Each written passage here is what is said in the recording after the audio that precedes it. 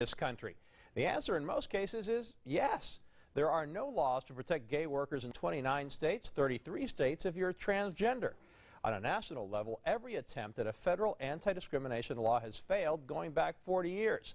But now the Federal Employment Non-Discrimination Act, known as ENDA, has advanced in the Senate after Republican Senator Mark Kirk made a dramatic return to the floor today to support a new push for the law. I have been silent for the last 2 years due to a stroke a little under 2 years ago.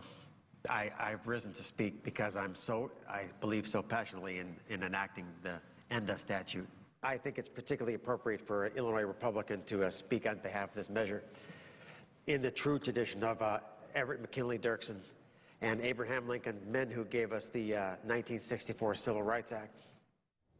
Good to see Senator Kirk doing better. And joining me now to look at ENDA's chances this time around are Tico Almeida, founder and president of Freedom to Work, a national organization dedicated to ending workplace discrimination.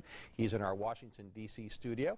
And Mia Macy, a military veteran who successfully sued the Bureau of Alcohol, Tobacco, and Firearms for discrimination based on her gender identity. She's in San Francisco tonight. Thank you both for joining us. And Mia, I want to start with you. You were hired by the ATF pending a background check. What happened? Good evening, and thanks, Antonio, for having me on. Yeah, so originally I was a Phoenix police detective, and I was recruited.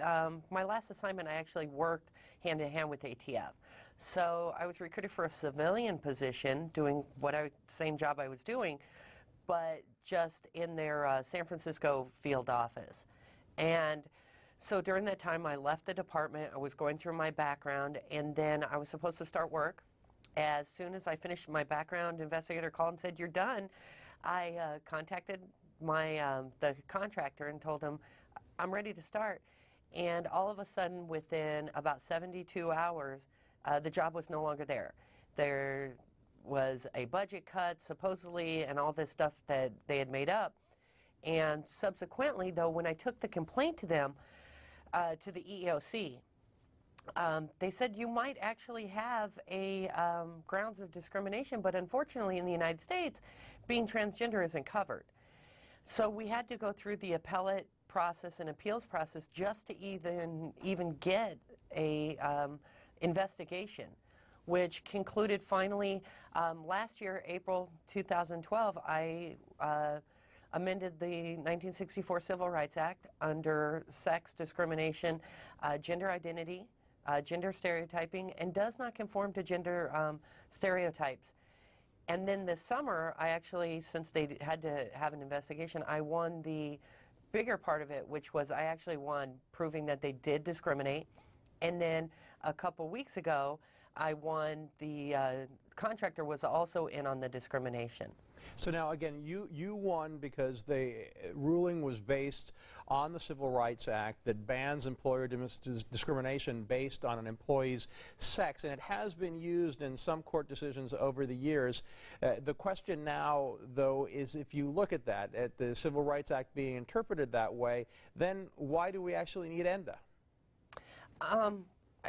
The importance of ENDA, and I think in its current state there's religious exclusionary stuff that needs to be looked at. But for transgender, since April of 2012 in all 50 states, anybody that's transgender and they work for someone, an employer in the U.S. with 15 or more employees, has been covered under the discrimination part. Title VII now applies as of April 2012 to say change of sex, change of gender does not conform to gender stereotyping, which is funny because it hasn't really hit big in the media, but employment attorneys have seen this for the last couple, 18 months and have understood the interpretation. I think that's the bigger question we need to ask ourselves. Now, Tico, continuing to play devil's advocate here, the reality is 88% of Fortune 500 companies and small businesses already have non-discrimination policies protecting sexual orientation. 57% have policies protecting gender identity. So again, what's the urgent need for ENDA? Well, you're absolutely right that businesses and business leaders have led the way. Congress is decades behind. Before today, there hadn't been a vote in the United States Senate for 17 years. And in that time, in that lag of of time between Senate votes, businesses have charged ahead, but those policies are voluntary, and there are bad apple managers at some branch offices who might not be following corporate policy. And when harassment happens, when someone is called repeatedly epithets because of their sexual orientation or because they're transgender at work, when people are denied promotions, they deserve a remedy. They deserve a recourse, just as Latinos, African Americans, women can go to the EEOC to have an investigation of their case, and it can eventually go to federal court. LGBT Americans deserve that same right, and ENDA will give it. Now, according to the GAO, the General Accounting Office, the number of lawsuits filed in the states is actually fairly low. How big of a problem is this, Tico? That, the argument that you've raised and that GAO report is actually one of our best tools in lobbying. Freedom to Work has now had meetings with the overwhelming majority of Republican Senate offices, and we use that GAO report that was commissioned by ENDA's lead sponsors, Senator Merkley of Oregon, Senator Kirk of Illinois, who gave those very wonderful remarks today for the first time since his stroke. We used that GAO report that they commissioned to argue that ENDA isn't going to create a floodgate of litigation. It's a modest measure. It's going to have appropriate remedies when people face harassment, but it is not a dramatic change. It is completely in line with 50 years of civil rights legislation history and actions that people have brought in court when they do face harassment, when they do face discrimination. But it is a very modest and therefore passable bill, and that's why we had such a great result today in the U.S. Senate with more than 60 senators joining together to move this bill forward for another few days of debate, and we think final passage in the Senate by the end of the week. We have a viewer question. Let's go to Hermela for that. Tico, viewer Christy Dowling says, I wonder what % of us thought this was a law already. To that point, Senator Susan Collins mentioned that a lot of her constituents thought this was already federal law. Why do you think that is? So that is sadly true. There are polls that show that 80 or 90% of Americans mistakenly believe that Congress has already acted when it has not. I think there has been a lot of attention, very rightfully, on our tremendous successes for the freedom to marry and marriage equality, and those stories are very compelling when couples who are fighting for their relationships to be recognized. That provides very compelling news. There is oftentimes less coverage of workplace issues, less shows that will have folks like Mia Macy, who did really a tremendous thing. Her case is historic. It has created a legal precedent that is going to be relied on and has been relied on by many people. And so I think Mia makes a wonderful point that what we need is more coverage of workplace issues and more coverage of the historic decision of the EEOC that she brought about. It was a unanimous 5-0 decision with Republicans and Democratic commissioners of the EEOC voting that transgender people are protected. So we do need to do more public education, and I think this week's vote is going to help with that. Now, polling shows support among the public for ENDA. A Republican pollster who asked specifically about support for federal legislation in September found 68% of registered voters support federal protection for LGBT people, with only 21% opposing it. But as both of you know, it's unlikely to get past the House of Representatives. Speaker John Boehner's office released this statement today. He said that the office said the Speaker believes this legislation will increase frivolous litigation and cost American jobs, especially small business jobs.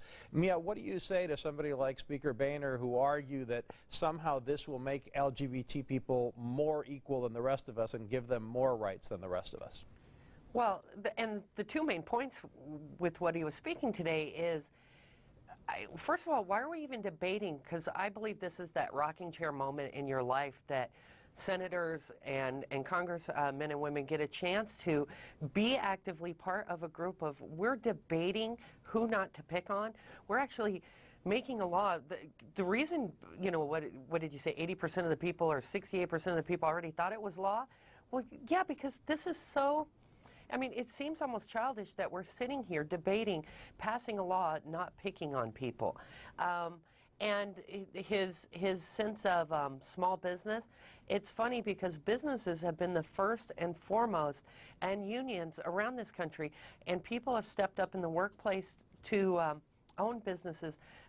Even today we had a bunch of companies come out. So I think he's flawed. I think it's fear. I don't know if it helps him raise money or what it helps his cause, but America's going forward. America's already moved forward. They need to get with the times. America's already, dealing with marriage equality. And it's so funny that his argument was on the business front. Conservatives, we worry about business first. No, the businesses have been worrying about us first. And it's interesting that government has to now catch up to that point. But the American people are already on board and in our corner. So, and talking about government catching up, President Obama took to support ENDA by blogging in the Huffington Post. And Tico, you were not happy with that. You had a pretty harsh response to the way the president has been leading on this issue. We're disappointed that the president hasn't kept a campaign promise from 5 years ago. When he was in the primary competing against Hillary Clinton, he signed a questionnaire from an LGBT group promising that he would take executive action to ban LGBT workplace discrimination at the companies that profit from federal contracts. And that's billions of dollars in taxpayer money that we should be able to ensure does not get wasted on workplace harassment and discrimination. And he's stalled for 5 years. Overall, the president has a tremendous record of accomplishment for LGBT Americans. He has done a lot to support the freedom to marry. He's taken executive action on other issues. So his administration has already said that the recipients of federal funds can't discriminate in housing. So the logical next step, and the step that he in fact promised as a candidate for president, is to do the same with federal funding and workplace discrimination. And yeah, we are disappointed that he hasn't done it. We're going to keep pushing him to do it. I think the best thing he can do in terms of our campaign to fight LGBT workplace discrimination is lead by example and lead by signing that executive order. And that is really the most value that he can add to this movement, because it will create real workplace protections for millions of Americans across the country. Well, we'll stay on top of what happens with ENDA. Tico Almeida and Mia Macy, thank you very much for your time tonight. And time now to see what's trending on Al Jazeera America's website. Let's check in with Hermela again. Hermela. Antonio, prostate cancer is the most common cancer in men worldwide. According to the Prostate Cancer Foundation, about 1 in 6 men in the United States will be diagnosed with it in their lifetime. And there are about 2.5 million American men currently living with the cancer. Which brings us to our digital story of the day by Al Jazeera America digital producer Amel Ahmed.